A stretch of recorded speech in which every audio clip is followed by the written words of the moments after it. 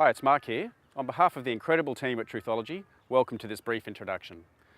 I'm standing here in this serene park in Brisbane, and as in many other cities around the world, there are millions of wage slaves trudging off through this thing that we call life. But is life supposed to look this way? Are we designed to work 8 to 12 hours a day, sometimes 6 to 7 days a week? Are we designed to live with the constant stress of debt, taxes, and the 7 million laws and statutes that keep us in servitude? With dis-ease, divorce rates, alcoholism, and bankruptcy rates all on the rise, I'm left wondering if something isn't profoundly sick with today's society. Many small to medium enterprises are funding their failing businesses with credit cards and loans from other family members, while others are falling further and further behind with school fees, car payments, and so on. So I guess this begs the question, why? Unfortunately, the answer is that it's designed to be that way. In our workshops, we discover how the capitalist monetary-based system is specifically designed to fail, and that every 80 to 100 years, it's designed to fail in biblical proportions. The system is also designed to establish you as individuals. Break that word down, individe you all. In most big cities, we don't even seem to know who our neighbours are. I mean, who are they really? We seem to have lost that sense of community. Who are you really? We are not our jobs. In your last days in this lifetime, it's unlikely you'll be reminiscing about your best day at work. Or will you? I believe that's because we are so busy at work, or in busyness, break that word down, that we have forgotten who we really are, beneath the title of the dentist, the lawyer, the truck driver, the teacher, the mechanic. When I look around, I don't know about you, but I notice that the world is pretty messed up. You only need look at the pointless wars we wage, the total inequality of wealth, the forests being raped, pollution levels, the ridiculous desire for consumerism, and constant depleting of human rights. So how have we got here? What drives us to believe that we need all the stuff that we are paying off? In my presentation, available to all Truthology members, we delve into how we allow our beliefs to be shaped by outside forces, and how we can begin to be more conscious of our environment, and therefore reshape our beliefs to create a better world. The legacy we leave our children and their children is up to you. You see, the current economy is based on cyclical consumption. What does that mean? It means that virtually everything you buy these days is designed with planned obsolescence in mind. Do you remember Nana's old fridge or washing machine that used to take 3 big blokes to lift? Until the last 30 or 40 years, things used to be built to last. Nowadays, you probably all realise that items are built with very limited lifespan. It's the only way to keep this current economy going. Unfortunately, whilst you think it's you who's footing the bill, it's actually Mother Earth who is paying. So there you are, trying to keep up with the Joneses, with the latest iPhone, car, home theatre system, and so on, having to pay for it all by working so hard. And let me ask you, did you pay cash for that car, or your home, or even the home theatre system? Chances are you borrowed the money, yeah? Welcome to being one of the billions of debt slaves on planet Earth right now. I owe, it's off to work I go. Snow White had it right. Let us have a look at what most people's day looks like. But before we do, let's talk about the tax system we all love so much. I'd like to read something that one of my clients emailed me the other day. Building permit tax, cigarette tax, corporate income tax, GST, fishing license tax, food license tax, fuel tax, hunting license tax. Here's a good one, inheritance tax, inventory tax, liquor tax, luxury tax, marriage license tax, real estate tax, capital gains tax, social securities tax, the list goes on. Still think it's funny? Not one of these taxes existed 100 years ago, and yet we lived in one of the most prosperous countries on earth. Coming up now is just one section of the online learning program. I'm sure you'll enjoy it. This is how most people's day looks.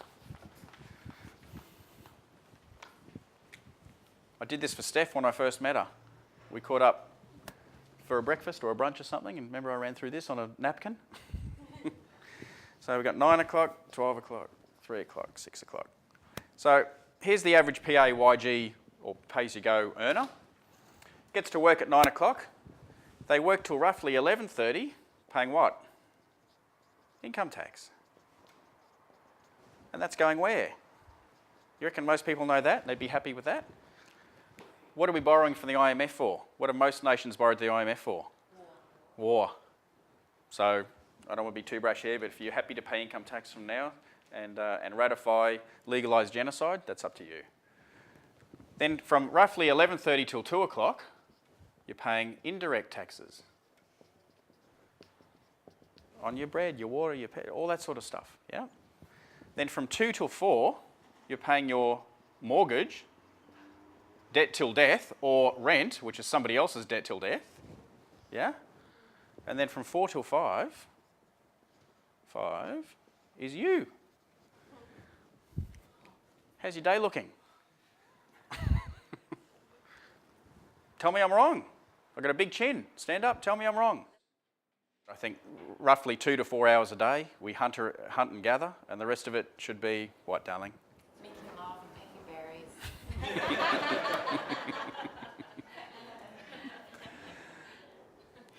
Yep. Absolutely. But look how much time is spent in the illusion with all these fictitious digits. So how do you feel about trudging off to work now? I'm guessing a lot of you didn't realise your day could have been broken down that way. Now let's add insult to injury. Would you like to learn how the financial institutions make money out of thin air using your signature and then have the audacity to charge you an application fee and then interest on top of that? By the way, application means to beg. I've been holding workshops on this information for quite some time, and it still amazes me when I ask people where they think money came from for their mortgage, their car loan. Mortgage, by the way, means debt till death. Some still say, other people's deposits? When you become a Truthology member, you will learn exactly how the banks and other institutions literally make money from the stroke of a computer key. The RBA on its own website indicates that less than 3%, 2.83% to be precise, of all currency exists in coins and notes. The rest literally exists in cyberspace and was created out of thin air. Here's another short section from the online learning program about how you can question this area with the banks for amazing results. When we were setting up the business that I went into that I can't talk about, back in the 90s, we did what was called securitized lending, which is like where the subprime market came from. And not to bore you, but essentially this is where I sort of back then even thought, how did we do that? So how securitized lending works is that we create a bond. Okay, so we might picture a bond as a warehouse, and we might say we're going to make a $300 million warehouse here, and we'll fill that warehouse up with mortgages. So all the little guys that run out and get the people to sign up these big thick documents. The mortgage used to be 6 pages. It's now like this.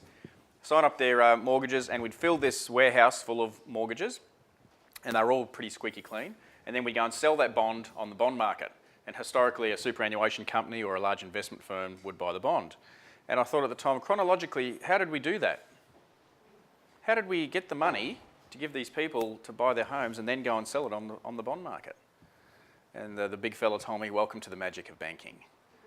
So you literally, and hopefully you saw through there, that, and let me ask you this, if at the end of World War II the population of the planet was roughly 2 billion, and just 70 years later it's roughly 7 billion, and there's all those extra rooftops out there, and all those extra rooftops are roughly 14 times as expensive as they were at the end of World War II, where'd all the money come from? I'm still amazed when I talk to people, I say, so you got a mortgage, yeah? Where do you think the money came from to give you the dollars for the mortgage? Oh, from deposits. The tooth fairy must still come to that person's house. I mean, really, I think there's enough old people that pull the money out from under the mattress to provide all that those digits. Where did the digits come from? So it's really important you guys understand that it's all been manufactured, and who manufactured it? These private entities through the central banks and the banks themselves. What a business. And now we're all in this servitude and debt, trying to, like you said, the millions of slave wages, wage slaves, trying to keep up with their payments. So, look, in terms of research, if you haven't got one, just ask Steph to email it to you, or there might be a couple here. We've got a recommended reads and watches. And in terms of the banking system, Money Masters. Who's heard of Money Masters? That would probably be one of the best. It goes for about 3.5 hours, I think.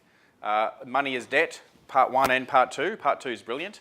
Money as Debt, Part 2 really explains how all the banks operate as one. And because essentially, if you think about it, it really does run through an example of somebody buying a car, getting the cheque from someone else. Where did the money come from that bank to go to this bank? All the bank balances pretty much stay the same between the banks. It's just a slight configuration because the money just goes from one bank to the other, and they create it all together. And we've got examples of the banks in collusion with our clients. At Truthology, we've developed an in-depth 4-stage private administration process that will empower you to ask the banks to prove their claim against you. Under the law, anyone making a claim must be able to verify it and to provide prima facie evidence in the form of contracts that are transparent and not misleading. Otherwise, they are unrevealed and unconscionable contracts. In other words, fraudulent. A lot of our clients come to us with credit cards, car payments behind, mortgage payments behind, and in a world of pain. Listen to a few of our clients now who have undergone this process.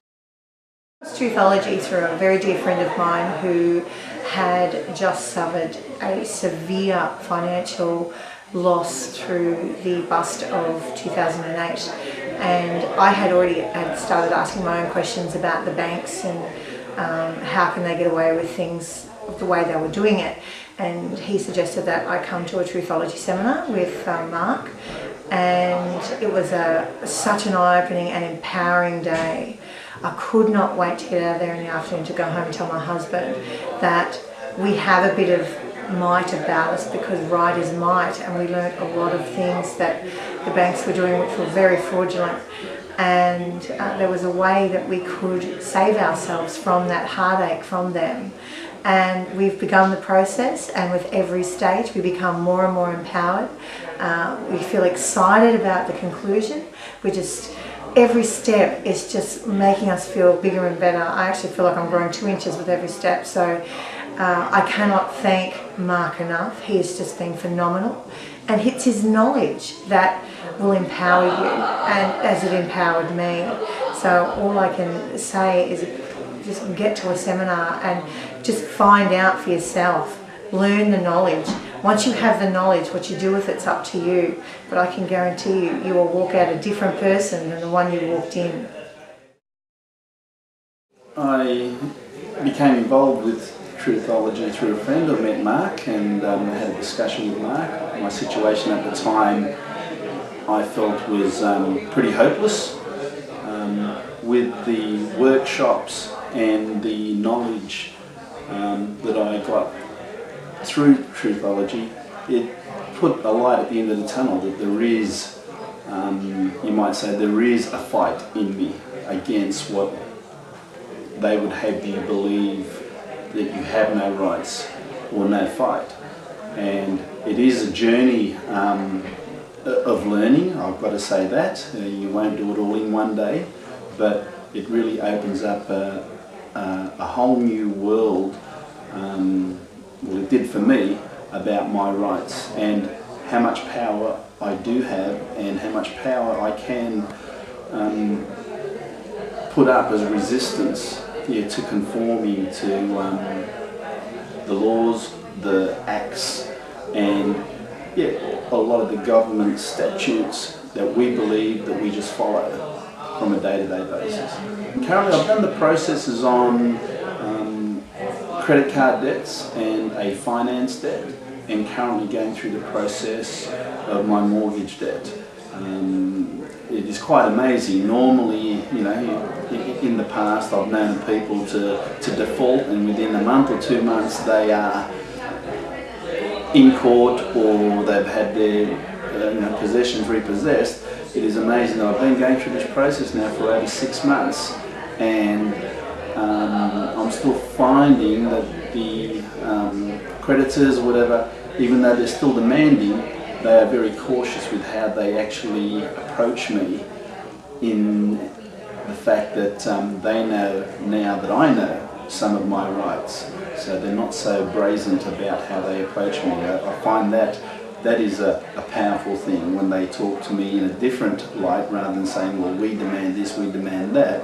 It is, can we help you? What do we need to do to make this matter go away? Now, to make matters even more interesting, did you know that virtually all central banks throughout the world are owned by private corporations? Do you understand the ramifications of this?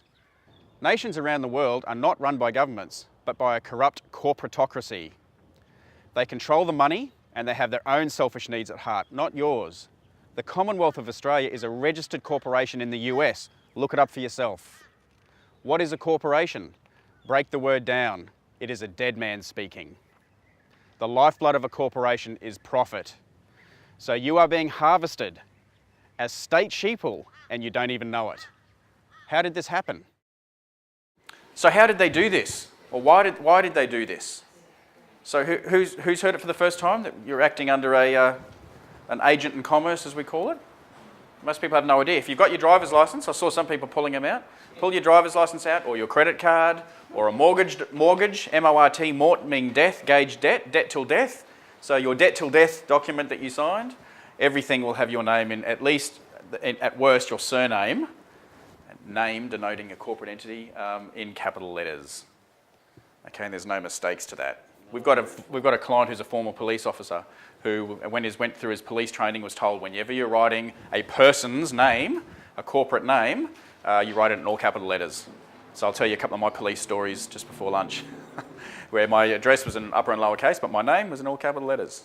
He had no idea why he was writing it that way. But how did they get there?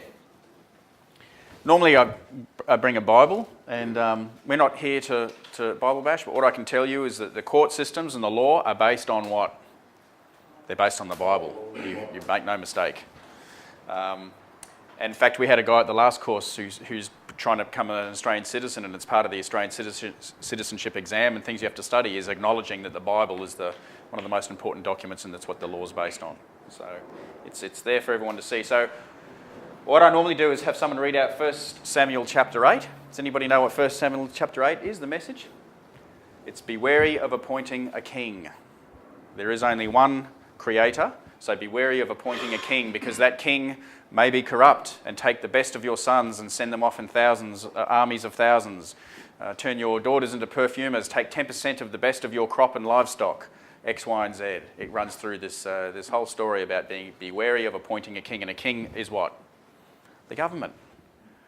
So if you watch some of the rest of the Chromatica, it talks about the victim archetype or the victim consciousness that we live in, and by allowing ourselves to feel that way, we feel we need a ruler. We feel we need this big, powerful force that apparently has our best interests in heart to allow us to be ruled. So if you read 1 Samuel chapter 8, it'll make it very clear that we need to be wary of appointing a king. So what I'm going to talk to you now is about the master-servant relationship. Okay, and I want you to just look through, as we go down the line here, who's the master and who's the servant? Yeah?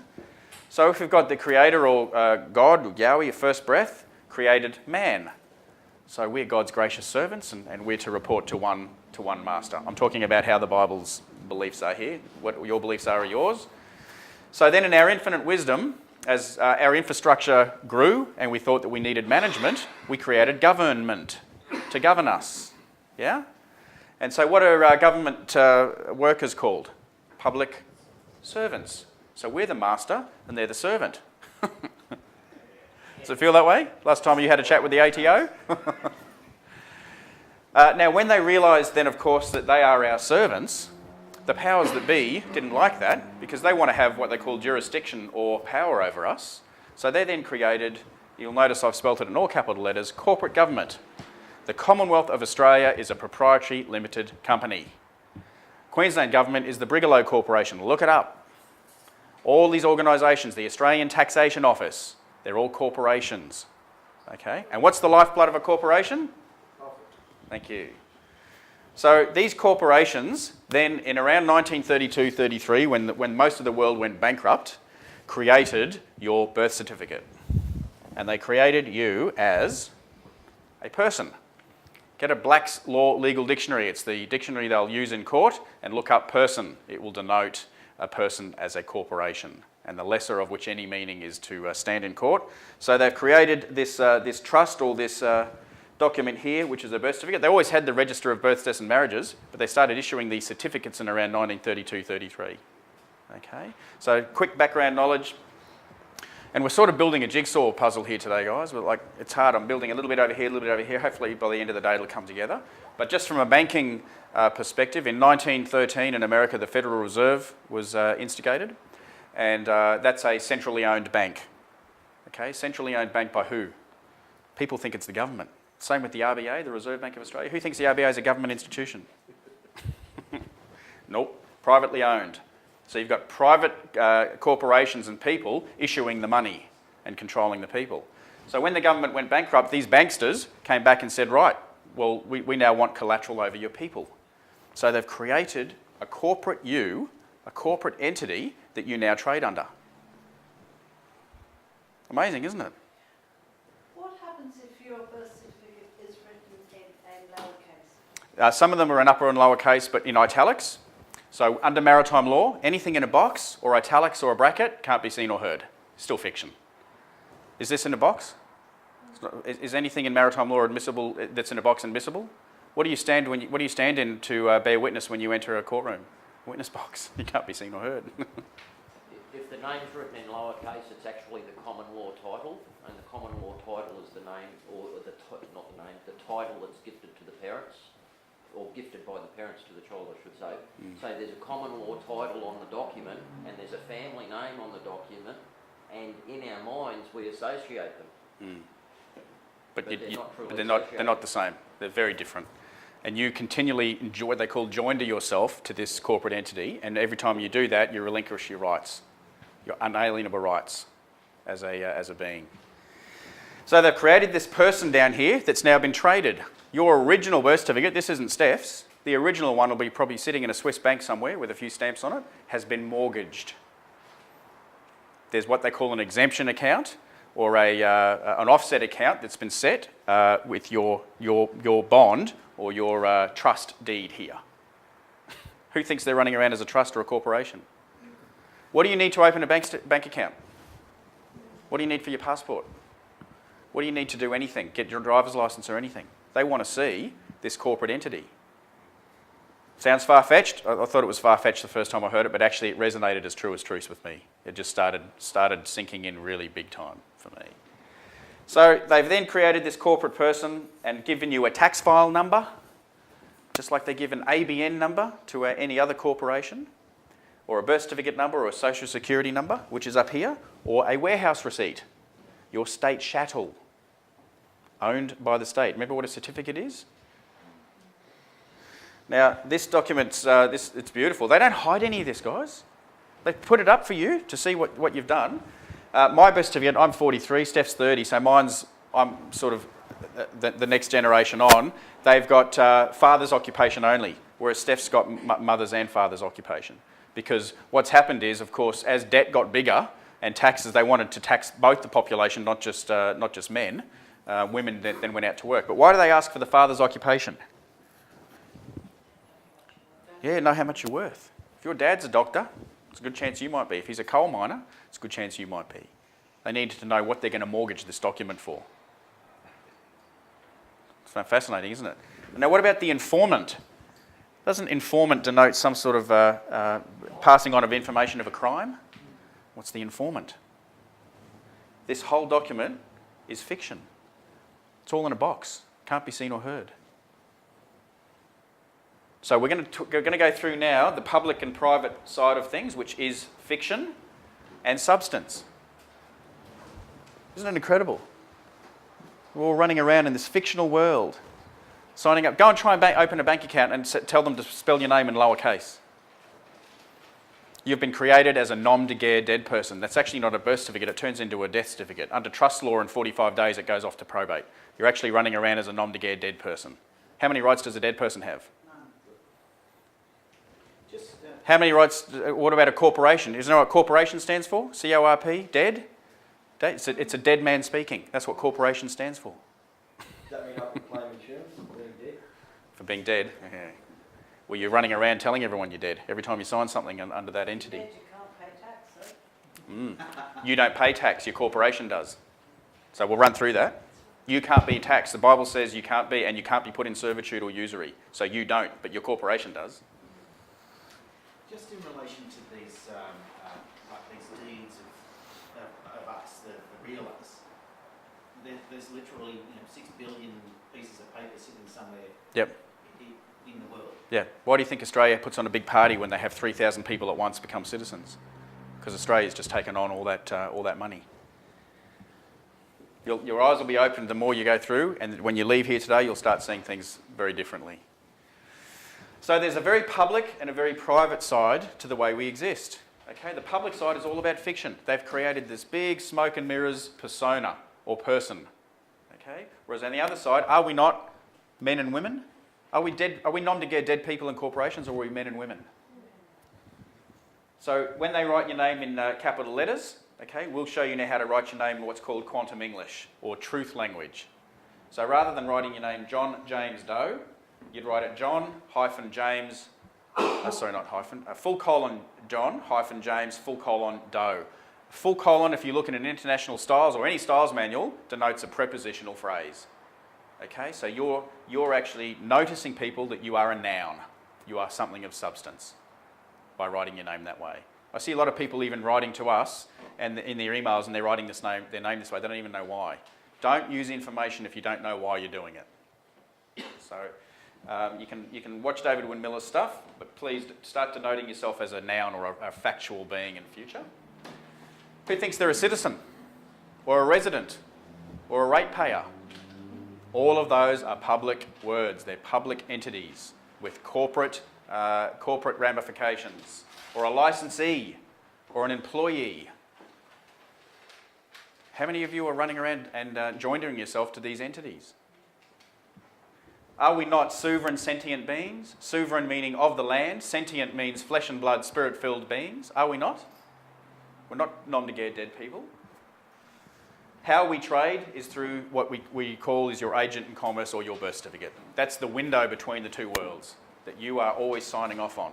Look at the documents when you go and get your driver's license. You will be relinquishing your rights by identifying yourself as this entity. So whether you're doing it with knowledge or without knowledge is up to you from now on. Under the public side, we operate, as you just saw, under Admiralty or Maritime Law, which was the law of the sea. And it was all about trade, wasn't it? And then they very wittingly worked out that that's how they could trade us. So you've got to remember, the whole civilised world was Europe, wasn't it, until 300 years ago? They didn't really know about America or Australia. And from there, the whole colonisation of the world revolved around trade and ownership and money. So when you know who you truly are, you can reclaim your standing in this life. You see, the Constitution doesn't give you your rights. It merely lists the inalienable rights already endowed to you by your Creator. So I encourage you to wake up from the illusion that has been very carefully orchestrated all around you. Sounds like a whole heap of conspiracy theory hype, doesn't it? I thought the same. I challenge you to look deeper and you will discover the truth because it's all around you, if only you cared to look. This is exactly why we've created the Truthology membership, incorporating an online training program where I will personally walk you through 10 modules to assist you to discover your truth and your inalienable rights. Some of this information is huge, and so we've also created an online community where you can link up with other like-minded people to feel supported and to share your stories through all this process. So if any of this is resonating with you, then we look forward to you joining the Truthology family.